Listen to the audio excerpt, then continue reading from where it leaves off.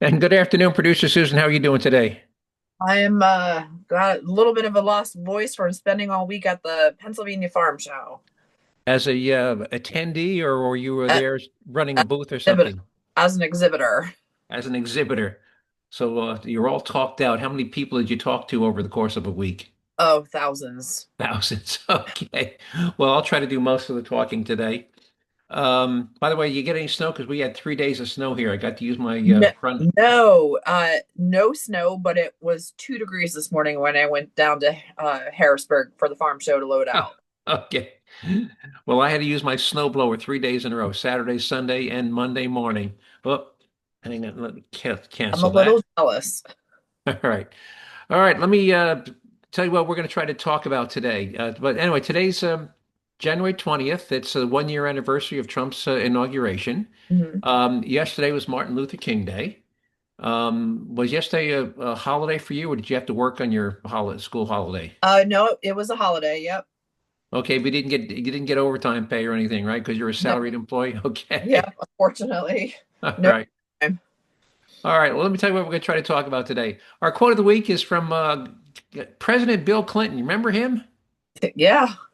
We're going to tell you what Bill Clinton said in the State of the Union address about what should happen to people who come to this country illegally, who either enter this country legally or are living here illegally. Our stupidest thing I've heard all week. This segment is also the most outrageous thing I've heard so far this year, and we'll tell you what teachers at one Kansas school told some children about their choices for role models. Did you hear about that story? No. Well, you're going to be shocked when you hear it. And our second most outrageous thing I've heard so far this year will tell you where some ICE protesters in Minneapolis decided to move their protest and why that decision most likely broke federal law. We'll give you an update on how many people actually stopped buying their health insurance in the Obamacare health insurance exchange after the enhanced subsidies weren't renewed at the end of last year, and compare that actual result to the exaggerated predictions made by Democrats back in November and December. Remember the government shutdown? They said Yeah. we're going Yeah. to keep the government shut down until you agree to extend these enhanced Yeah. subsidies. Remember all that? Yeah. Yeah. Well, we'll tell you how many people they said were going to lose their health insurance versus what actually happened, because again, those enhanced subsidies didn't get renewed. We have a science segment this week, and we'll tell you about the huge bet that Elon Musk is making on how and where AI systems might be operating in the future. And this is really exciting. Um, we'll also tell you how many countries and world leaders are de-emphasizing climate change as one of their top political issues and why. We'll give you, remember we talked a couple of weeks ago about California's proposed billionaire wealth tax where they're going to tax their wealth, not just their Yep. income. Yep. Well, we'll give you an update on what's happening, even though the law hasn't been passed yet. And our taxpayer relief shot this week is from Buckeye, Arizona, where a man is inside a house with a woman and two young children when a violent intruder makes no qualms of the fact he's intent on breaking in. It's not like he snuck into the house.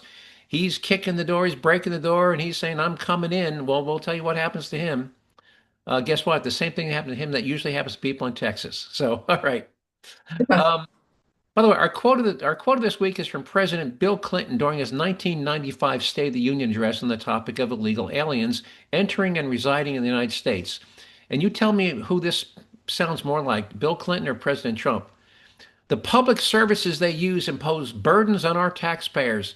That's why our administration has moved aggressively to secure our borders, more by hiring a record number of new border guards, by deporting twice as many criminal aliens as ever before, by cracking down on the hiring of illegal alien, by barring welfare benefits to illegal aliens. Uh, we are a nation of immigrants, but we're also a nation of laws. It is wrong and ultimately self-defeating for a nation of immigrants to permit the kind of abuse of our immigration laws we have seen in recent years, and we must do more to stop it.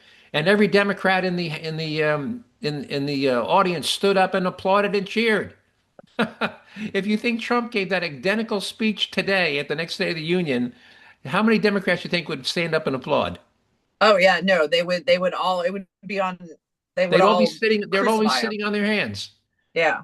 So my question is, so that was 1995. This is 2026. So let's call it 30 years. What's changed in 30 years when they stood up and applauded Bill Clinton when he said that, and today they would all sit on his hand, maybe even boo. Because It, isn't that it's what? I think that people just like to boo Donald Trump because they can. I mean that is literally everything. Trump may use different words, but that's basically everything Trump has said and is doing. He's verbatim. There's nothing that Trump is doing that Bill Clinton didn't describe 30 years ago. Yeah. They stood up and cheered him.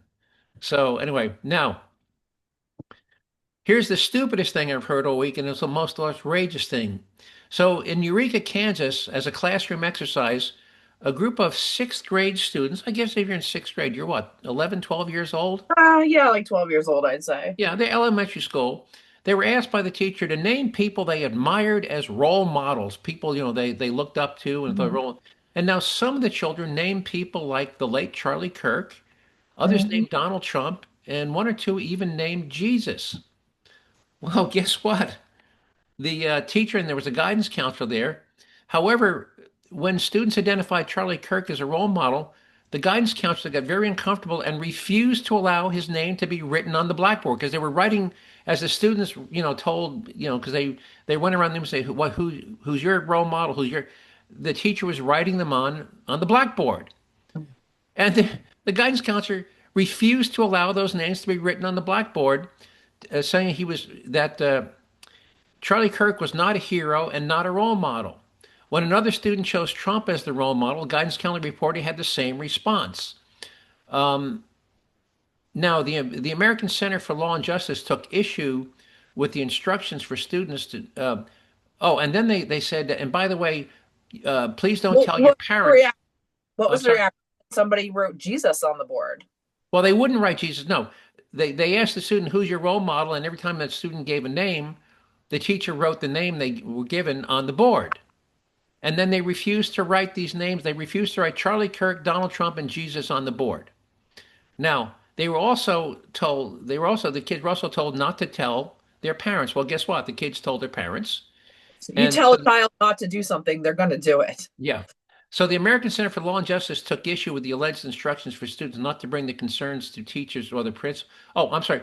The students were turned, the students were told to only bring their concerns to the teachers or the principals and not to their parents. This directive instructing children not to report their concerns to their parents violates fundamental principles of parental rights, education, ethics, and safety. Now, the First Amendment is, by the way, is a public school part of government? Yes. Okay, now the First Amendment, all amendments apply to government entities, right? Yes. Your employer can restrict your speech. You don't have freedom of speech because your employer can if your employer doesn't want you to say a single word all day, it is well within your employee's legal rights to tell you what you can and can't say Mm-hmm. in your employer's building. So the Yes. First Amendment does not imply to your employer, but it does apply to any public institution. Um, so the school is a government institution, and the First Amendment applies to the school and everybody who works there. So for the teachers to tell their students that they couldn't pick Charlie Kirk, Donald Trump, or Jesus as their Mm-hmm. role model is a clear violation of the First Amendment, isn't it? Yeah. Am I Absolutely. missing something? No, absolutely. So I'm hoping that as a result of this lawsuit brought by the American Center for Law and Justice, winds up with some sort of reprimand or injunction, against that school and its teaching staff. Because I just thought that was that to me that's the most outrageous thing I've heard this Yeah. year. How about And, you? you know, people might argue, oh, well, there has to be separation of church and state. No, you're asking a child what their opinion is. So that doesn't, in my opinion, does not violate the separation of church and state by a child saying Jesus. That is the child's opinion. Yeah, that's a child. Yeah, You're not trying to advocate for Christianity as religion. You're Yeah. just saying. By the way, even if you don't believe that Jesus was the Son of God, I think Jesus is just as a human being Yeah. was As a human. somebody to be admired. You know. And again, regardless of your thought of on Donald Trump, the fact that he's the president of the United States, and so many children, when you ask them what do you want to be when you grow up, a child will say, "I want to be president of the United States." Yep. So. So it just blew me away that in this day and age, a school would try to limit and restrict students' choice of people they want to admire. If it was me, I'd put it on the board and say, well, tell me why you Mhm. think Donald Trump should be your role model. Yeah. I'd open up a discussion about it. But to just say It is no, interesting, though, aside from, and you have to wonder, though, for a 12-year-old, does it, and again, regardless of what you think of Charlie Kirk as a human, you have to admit that he made you, he simply turned it around and questioned you and made you think, and he made yep, you gave justification for your thoughts, was what he was really doing. So regardless of whether you like the man or not, the fact is he always turned the questions around and wanted justification. He wanted you to explain your stance. He yep, wanted civil debate. And yep. I find it interesting that a 12-year-old, though, would have that thought process to Yep. say, yeah, Charlie Kirk is my hero. So I Well, wonder, not a hero, but a role a model. So, yeah, role model. yeah, somebody So I who, know that yeah. a 12-year-old would fully understand that, yeah, Charlie Kirk is my role model, Well, because they understand really what he was trying to accomplish. well, I'm impressed that a 12-year-old picked Charlie Kirk. I'm not impressed that they picked Jesus or Donald Trump. I mean, those Yeah, I think are fairly, but Charlie Kirk, yeah, I'm impressed. But the fact that the teachers refused to write the name of Charlie Kirk, Donald Trump, or Jesus on the blackboard, along with the yeah. names of everybody else, I just thought that was incredibly outrageous, Mhm, and small-minded on the part of. I would have used it as as a teaching moment. Anyway, mhm. now you want to hear the second most out? Now, did you? This is the second most outrageous thing I've heard this Sunday. Did you hear about the protesters that went into a church in Minneapolis during services and began protesting inside of a church? No, You didn't hear this? no, Okay. Well, of no. course, there've been protests all over Minneapolis, Oh, yeah. over the death of Renee. It's been going nonstop. Well, um, it turns out that one of the people who works for ICE, not a field agent, but one of the people, he's like a supervisor, he works in the office. Turns out that he's also a pastor in a local church in Minneapolis. Now, a group got wind of this. It's called doxing, by the way. Who are Yeah. these people? Where do they live? Where do they work? What do they do?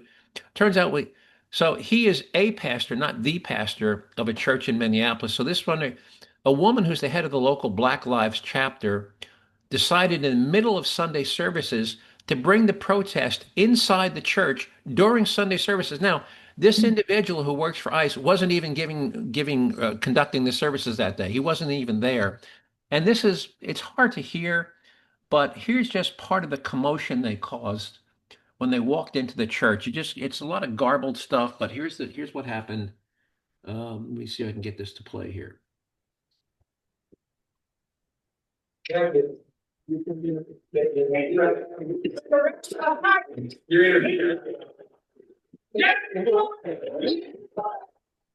Renee good.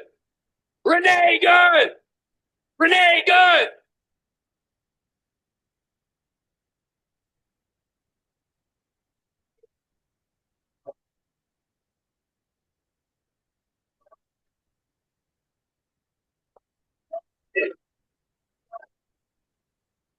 Hey, where are you? Where are you? Where are you? Now, and this goes on for 2.5 minutes, but there's got to be 80 to 100 people in there, shouting, Renee Good about, killers. And the church was packed, by the way. Every seat was full. And these 80 to 100 people came in and just started yelling and screaming, Renee Good, killers, murderers. Um, and producer Susan, if you can put this link up on the web, Absolutely. Yep. it does run for 2.5 minutes. Now, by the way, so, guess what? In addition to, that those people violated, there's a federal law that applies. And in 1994, the U.S. Congress passed an act called the FACE Act, FACE, FACE Act, that prohibits the use or threat of force or physical obstruction that injures, intimidates, or interferes with a person seeking to obtain or provide reproductive health services or to exercise the First Amendment right of religious freedom at a place of religious worship. Oh. So it's a federal act. So those Mhm. 80 to 100 people, including, by the way, a black woman who's a lawyer and the head of the local Black Lives Matter chapter, they clearly all violated that federal law. And I'll read it again: 1995 for FACE Act that prohibits the use of the use or threat of force or physical obstruction that injures, intimidates, or interferes with a person seeking to obtain or provide reproductive health services or to exercise the First Amendment right of religious freedom at a place of religious worship. Now, did what you hear constitute interference with the right of religious freedom at a place of religious worship? I don't, it, well, if they were disrupting the parishioners, yes. Yes, they did. They clearly, I mean, Yeah. they walked right up to the front. You know, they walked up the left, right, and center aisles, walked right up to the front of the church, stood between the parishioners and the pastor, began skelling and reaming, shouting him down. They basically, prevented the services from proceeding. So they So all, churches are actually considered private entities they and are, yeah, is it's private. membership only. So yes, Yeah, most churches are very welcoming and will welcome their arms and allow anybody in their church. But the bottom line is a church is actually a membership only. yep, It's a private property. It's membership only. yep. So didn't, It's it's not a public place. You can't come in and use it for your yeah, protest yeah, without the permission of the pastor or the management of mhm, the church. yeah, So anyway, so that's this. So that's what happened when we spent all your time at the farm show. You didn't hear about teachers yeah, telling people they couldn't name Charlie Kirk as a role model, and yeah. you didn't hear about these protesters taking over a church Sunday morning in Minneapolis just because an ICE agent, not an ICE field agent, but an ICE supervisor. Yeah, Uh, I didn't hear much news, but the one thing I did hear, and because I was back down at the farm show today in a rental car, and one of the things I heard that kind of was a bit unsettling to me today. Thankfully, we don't live in Minneapolis, but apparently this could happen anywhere. Is that people that with these big suburban SUVs are being harassed because people think that they're ICE. And I rented a big suburban today, a big black suburban, and it was like, okay, are people going to think that I'm ICE or I'm police because I'm driving this big black suburban rental yeah, car. you look just like an ICE agent. Yeah, All yeah. right, all right. Let's move on to what Mhm. happened to Obamacare. By the way, so unless you want to talk more about that, I'm good if you want to. No, no. Okay, We can all move right, on to Obamacare. all right. So remember back in November, December. Oh, if you don't, unless quick. So the original Affordable Care Act subsidies are still there. They were 80% of premiums. They're still there. They never went away. The only thing that went away is during the COVID pandemic, when a lot of people were unemployed and may have had a higher income, but they might have lost their job. The Democrats said, well, let's expand the tax credits from 80% to 90%, and let's up the limit instead of being 200%, because you have to have an income less than 200% of federal poverty level, which varies by your family size, by the way. It's a different number depending on how big your family is. And let's bump the upper limit from 200% to 400%. So they allowed people making, and by the way, for a family of four, the 400% of federal poverty level is $128,600 a year. $128,600 a year, and you were allowed to get a 90% subsidized health insurance policy. So you know what happened? People who had good jobs and employer plans. By the way, do you have to pay any? You have to contribute anything towards your health plan?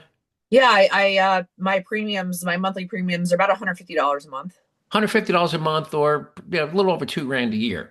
Yeah, What if you could, and you probably have some higher deductibles, like if you get hospitalized, there's probably a deductible. yeah. You probably have an office visit copay. Well, if you had the option of going on a plan for, instead of $2,000 a year, $500 a year, and no deductible, wouldn't you switch in a heartbeat? Oh, absolutely. Yeah. Okay. So anyway, so the Democrats said, well, if you don't renew these, 5 million people are going to lose their health insurance coverage. Well, guess what? 5 million turned into 1.4 million. That's the difference in enrollment from last year, because the window for enrollment this year was from November something to December something. So only one. So the difference between people who had enrolled for the 2025 year and the people who were enrolled for the 2026 year wasn't 5 million. It was just 1.4.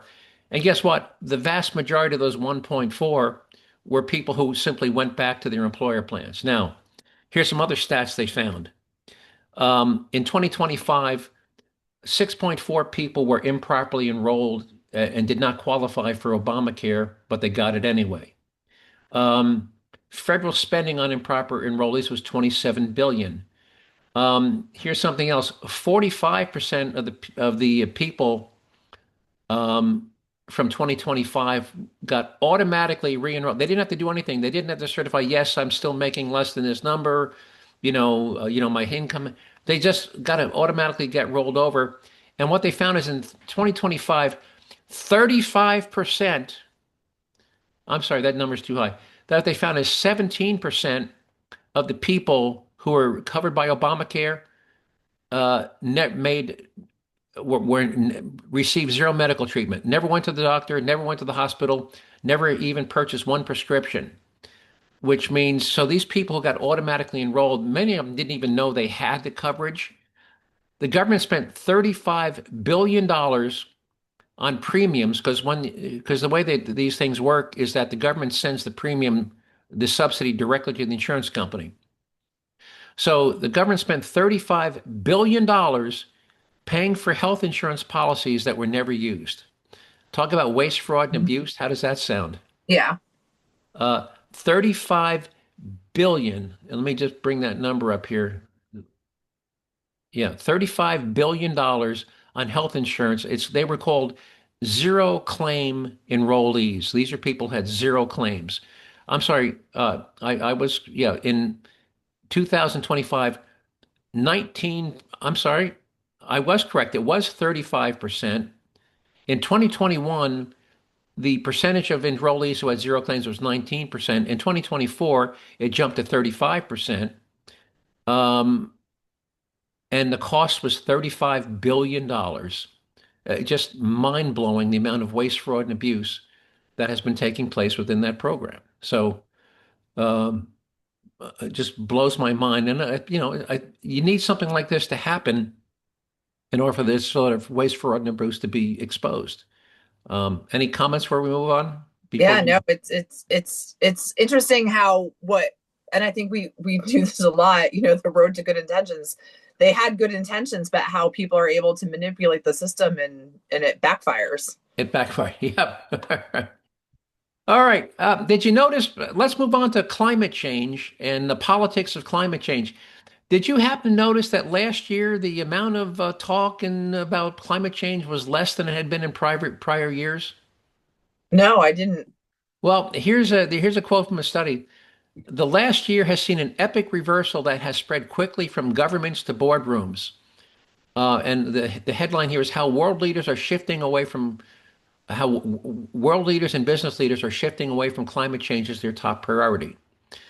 Canada's Prime Minister Mark Carney once said the world, who was once one of the world's most vocal climate change advocate, is now repealing his own country's climate policies.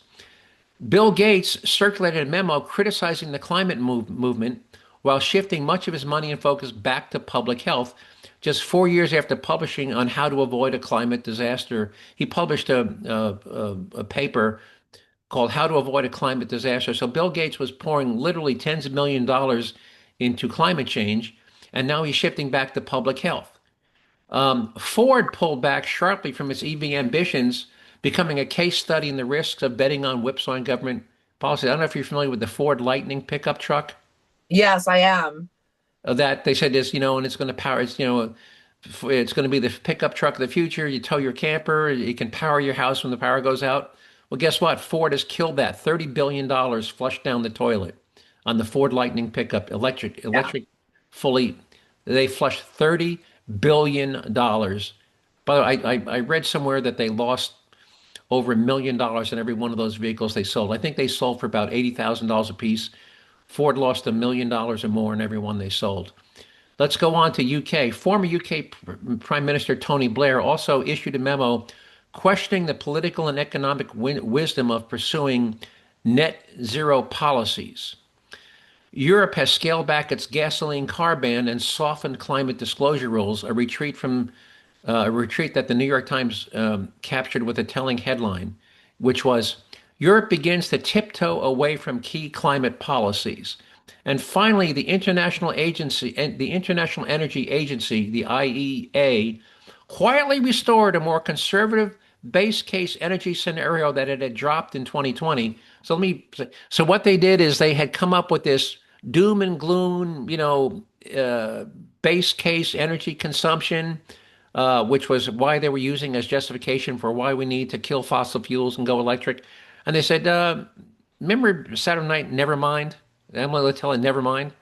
Well, the IEA has quietly restored a more conservative. They've changed their future projections, and it's not as bad as they thought it was going to be. So that's what's happening. So be attuned that you're probably not going to hear as much about doom and gloom about climate change and the trillions of dollars we need to spend. By the way, the best estimates are now is that the world has spent about $10 trillion on climate change and accomplished in the past decade and has got nothing to show for it. And I think the toll on the wallets of governments around the world is beginning to become a burden to them. So they really say, "Hey, we can't afford this." And by the way, we know that China is still building one new coal-fired power plant a week, right? We know this. Yes, yes. So I think these European countries are beginning to say, maybe we can. There's better use for our money than building windmills and Yeah, I solar mean, farms. I think when you look at the global picture, the United States actually does a phenomenal job of green initiatives and reducing its carbon footprint, especially when you compare us to countries like China and India Even that to are really, Europe, we have had more reduction than most of Europe. By the way, the yeah, United States is yeah. there when because you have to look at you have to look globally, you have to look at the entire planet. We could be like the most perfect country in the world, but when you've got India and China across the ocean, and the jet stream is carrying their pollution Yep. from west to east, their Yeah. pollution is hidden California. Yeah, 3 billion people in China, and they're building one new coal plant a week, and India's not far behind.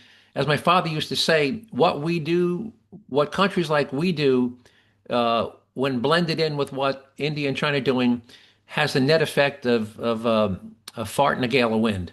That's how much. Yeah. Yeah. So, all right, how much time we got? Oh, let's see. Oh, yeah, we got about 7 minutes. All right, good. Real quick. So AI, everybody say AI, we need energy, and of course we need massive amounts of cooling because AI generates tremendous amount of heat. Well, Elon Musk has just come out and he's making a huge bet. Elon Musk believes and is putting millions, if not billions of dollars of his own money at risk to start putting AI processing centers in outer space. And think about this. They'll run on solar panels, and because outer space is frigid, I mean it's hundreds of degrees below zero, it Yeah. does not need any cooling. All right.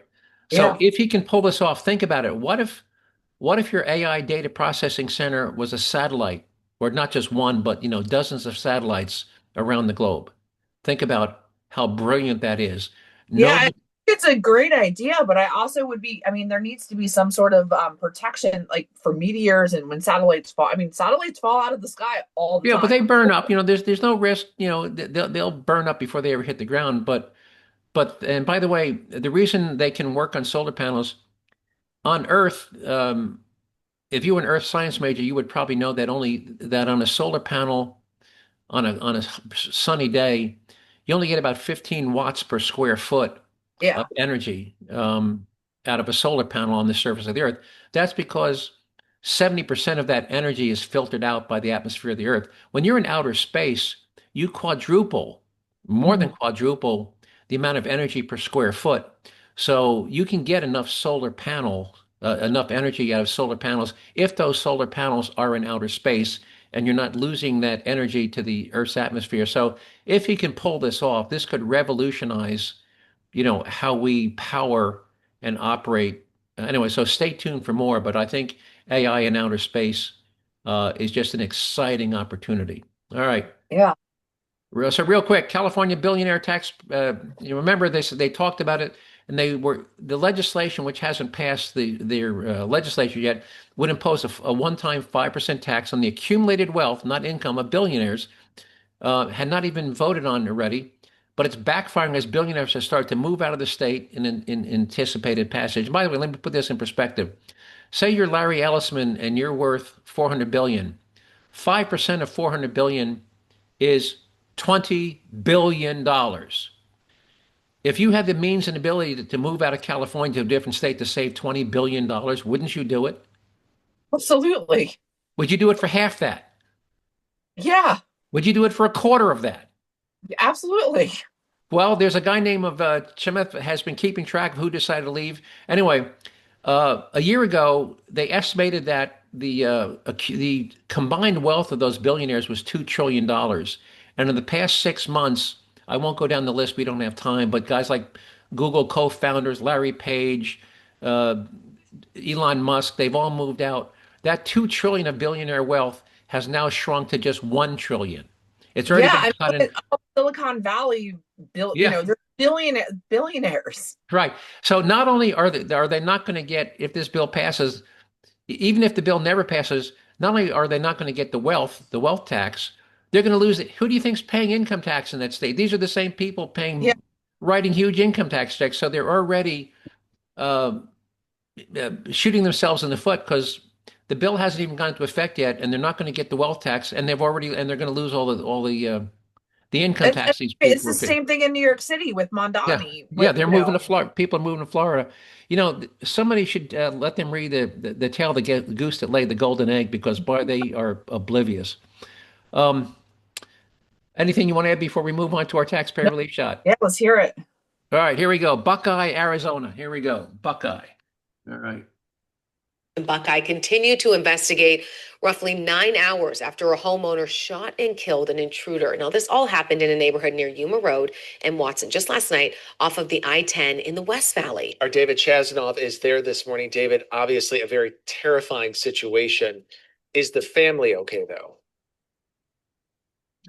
Justin and Emma, good morning. Yes, thankfully, we're told the family is okay. According to police here in Buckeye, we're told a mother and her two adult children were inside the home when this all happened. I mean, you could just imagine how scary of a situation that must have been for them. Now, I'm going to take a step out so you can see the ongoing investigation here. It looks like police just left about a minute or two ago, at least from our vantage point, but you can still see that mobile command van off in the distance. So this investigation continues this morning. Now, I want to show you video we took when we got here hours ago.